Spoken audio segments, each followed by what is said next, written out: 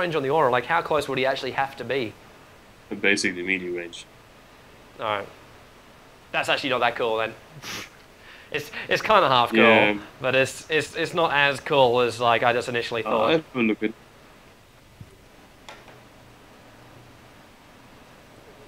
Yeah. DJ Aura. Yeah, area of effect 300, as I said. Yes. This is basically melee range. Yeah. It's freaking small. Painted Brewmaster, crit chance increased by extra 5% for every single level, making him another hero, which is already not too bad to actually pick up, but might actually lean people a little bit further, as well as the evasion increase, which has gone up early levels again. So more early levels actually being buffed. So 6 to 10, 12 to 15, 18 to 20, and then 24 to 25.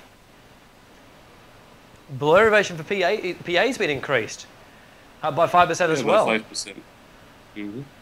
This is there's a lot of like, I'm wondering if a lot of these abilities, like it feels like a half promotion of early game aggressiveness, but it also feels like you're taking it back another step as well. Literally just saying, be aggressive, but we're going to give people the ability to actually avoid it as well. Like if you want evasion, we're going to give it to you on these heroes. So if you want, use it on that. Yeah, you do see that IceRock is trying to make it more, the whole game more fast-paced, more gank-oriented. I do like it, but generally I think this version with too many buffs, so to speak. It's probably more sensible to nerf a few overpowered heroes, slightly overpowered heroes, than to buff everyone else. I mean, for example, like Phantom Assassin's Blur evasion. I mean, Blur by itself is not a very great skill. It's just basically it doesn't stack with any other evasion, so it doesn't stack with Butterfly. Or Talisman, for that matter. And yeah, okay, fine, you get the blur animation, but if you're frosted or whatever, you can still see her, and you still see her on the minimap. So it's blur by itself is not very good, and just buffing it, okay, it's not really game breaking, so to speak. It would be awesome if she could actually remove herself from the minimap. If they add like the blur evasion at max level, you do not appear on the minimap to an enemy hero. No, that could be kind of cool, but still. So, yeah, let's move on. Yep. Okay. Warring Rift down from 20 to 16. So 4 seconds less on that insane. One. This is just seriously. This is one of the changes which I don't understand, because Puck has already been one of the strongest heroes, one of the best gankers, one of the best team fighters, and with great survivability if he doesn't get chain disabled. And just lowering the cooldown of his AoE silence by 4 seconds. This is huge. I don't think that Puck needs a buff. He's already too strong, in my opinion, but okay. Alright, so we got Eye of the Storm now can also target Ancients. This is from Razor. And no longer ignores Magic Immune Unit, so basically allows him to farm up Ancients. Yeah, but this is basically what he should have been. Well, this is probably he shouldn't have lost the ability anyway. It was supposed to go through magic immunity, and yeah, it's also not game breaking. It's just how it is, how it should be. Yeah. Rasta, Ether Shock cooldown from 10 to 8. Not bad, but well, not game breaking either. Rootfell and Living Armor regeneration up from 1, 2, 3, 4 to 2, 3, 4, 5. That's obviously HP per second. Yeah. So this is better. This is it gives you a free ring on max level. Yeah. Yeah, it's actually really, really cool, especially if you're like landing with someone like Axe, who obviously now has the armor buff from his call. Throw him into a lane as well, and well, he can actually have the freedom to be that aggressive, because he's just instantly got that regen that can come straight back into him. Let's jump straight over to the next hero, because I kind of really want to speak about this guy, Sand King, a hero which was, well, about 2 years ago, 1 year ago, he was like that hero which you always pick. No matter what happened, you would always have a Sand King in your lineup, or you'd try and actually get him. Kind of phased out over the last 12 months or so. I'm going to leave it to you to explain why I think we're going to see him return every single freaking clan match now. Well, yeah, the problem that Sand King faced, so the reason why he wasn't picked that much in the last year, basically, is first of all, he's a melee hero. He's a melee strength hero, but a strength hero who wasn't able to tank. So his Burrow Strike basically made him go into the gank. But on the other hand, he would die in a few hits if he didn't Sandstorm. And so it was kind of odd. His base armor was not very high as well, so people used to get the Ring of Basilis to negate that bad effect. But so Burrow Strike was a great ability, obviously, because you could use it to escape. But if you used it in the gang, you were basically in the thick of things, and then you needed to be able to be a little bit more tanky. And in my opinion, he wouldn't still not be one of the absolute top picks, but this definitely buffed his viability. Strength gain from 2.3 to 2.6. This is a lot. This is quite a lot. And on the other hand, I would have probably liked to see IceFrog buffing his base armor a bit as well, because his base armor was pitiful. And another change which I just didn't get was Caustic Finale buff duration from 0.25 seconds to 2 seconds. If you know about it, because basically what it meant in the past was Sand King was already one of the best counter pushers in the game. When he managed to last hit a creep, the creep would explode, dealing AoE damage, and the AoE damage normally set the other creeps to near death as well, so you probably just needed to hit him 1 or 2 more times and they would explode as well. So the combo you basically did was no matter how big the creep size was, you put Burrow Strike in, you hit the range creep and the range creep exploded, and then you hit the melee creep and the rest of them exploded as well. So you could counter push any sort of any size of a creep wave within around 1.5 seconds.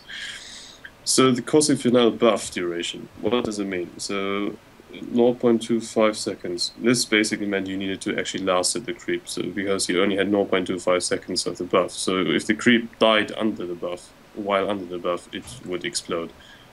Now, however, it changed to 2 seconds. So basically you don't even need skill. It means you can just hit the creep, and if it dies within the next 2 seconds, it will still explode. So you might have an ally also hitting on the creep, so you don't need to worry about you getting the last hit or not. The creep will still explode no matter what, nearly. And one interesting thing to note is Caustic Finale is based on the same spell as Fury Swipes from Ursa. So they're both based on Incinerate. If Sand King hits a Fury Swipe unit, it will actually extend the Fury Swipe's buff, or well, debuff in a sense, on the enemy hero, and vice versa too. It'll be interesting. I don't think we'll see Sand King Ursa combo in a sense, because it doesn't really amplify the damage, but it's still an interesting thing to note. Yeah. Alright, Shadow Priest, Shadow Wave damage increase from 155 to 170. Not massive, but ridiculous. There. Silencer, increased Glaze of Wisdom damage, 15, 30, 45, 60 to 30, 45, 50, 60. The cooldown is just slightly insane though. Like we go 3, 2, 1, 0 and then it's 2, 0, 0, 0. That's it. No cooldown level 2.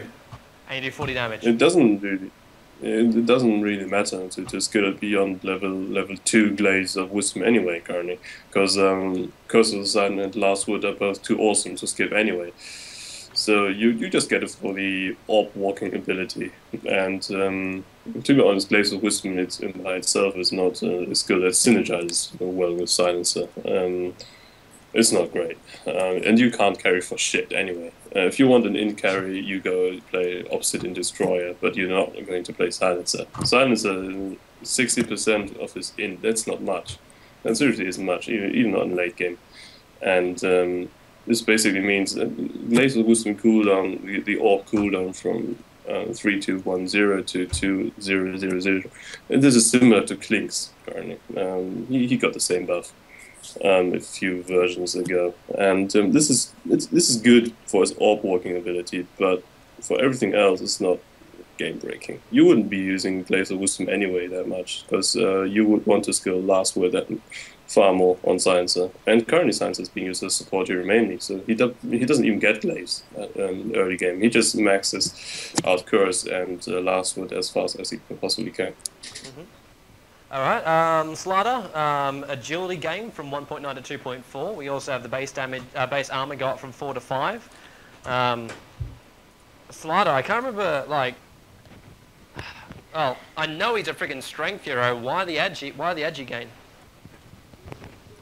Not sure about it. Seriously. Unless it's just trying to improve his last hitting a bit more, but even then it's just like...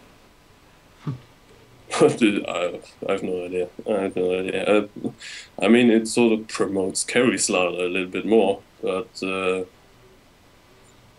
this won't be played in competitive anyway. If you want to have a carry, there are far more better heroes than Slider to do it.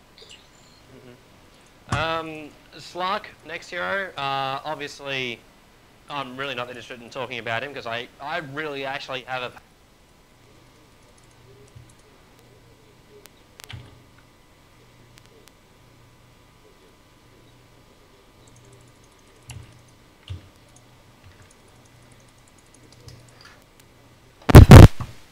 Hello.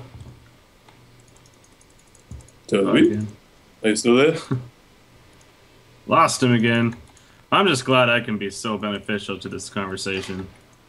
I'm just so glad that the power on my microphone can be just as beneficial to this conversation as well. It was dying before, and it finally just kicked the can. So yeah, it's gone. But new battery, we're all good. Nice. Yes. Well, how many batteries do you need? I mean, we are supposed to be casting for 6 hours, so you probably need 12. This one will run us through. This thing will run us through another 12 hours. We're good. Yeah. Okay. So let's have a bit more of a ignore of Slark because I can't stand the bastard. Specky Dispersion. Now, correct me if I'm wrong, but hasn't this been modified a couple of times already, and now it's being reworked again? Yep. Well, the very, very old Dispersion, like the version where Turtling was predominant, like in 664, I believe it was. Spectre was just late game. She was able to tank basically everything, and the more you hit her, the more damage you would receive as well.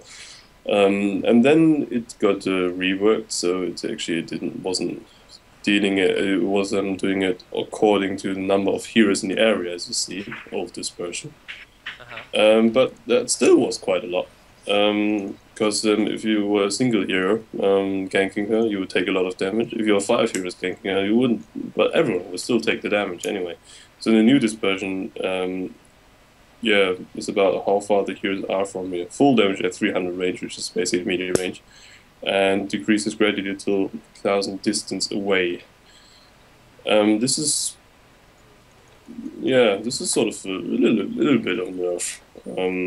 She basically still deals full damage of all the stuff to the heroes in melee range, but the further you are away from her, the less damage you receive. That's actually alright.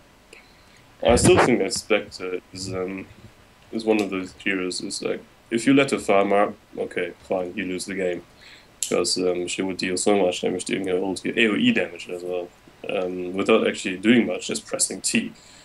To haunt them for 5 seconds. Yeah, how to put it? Spectre is very difficult to farm with. It is